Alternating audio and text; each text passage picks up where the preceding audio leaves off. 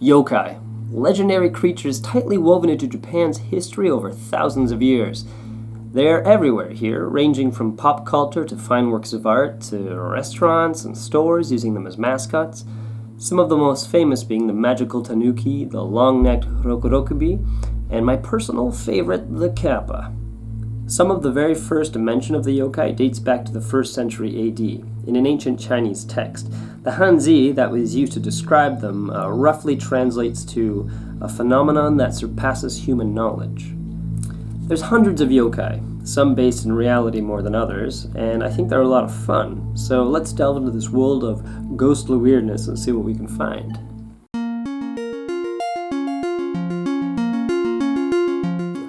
Hey everyone, Kappa here. So, for this episode, I thought we could start with the yokai known as Bakezori. Bake coming from obake, meaning ghost, and zori being the name of straw Japanese sandals.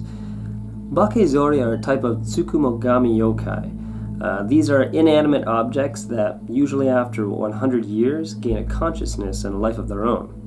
So, if you're seeing teacups, lanterns, umbrellas, or combs running around, you've probably got a tsukumogami on your hands. Why are you using a 100-year-old umbrella anyways? So, these living objects were often filled with mischief or jealousy because people would throw them away before they reached the age of 100. This was to prevent keeping a haunted item around, or potentially haunted. Despite this, though, they're considered mostly harmless, not having the capacity for anger. You can see ceremonies performed in modern-day shrines that show respect to broken or old items to help prevent them from becoming troubled spirits. Here's a pair of my own zori. As you can see, the tops are made from straw. Now, this pair is more modern because it has a rubber sole, so they'll last longer, but traditional zori didn't have this and would wear down pretty quickly. The bakezori are usually presented like this, worn out and used, with a single eye, a set of tiny arms and legs, and sometimes a mouth. They're also jealous little creatures, which enter people's homes at night and run along the halls calling out a special little chant.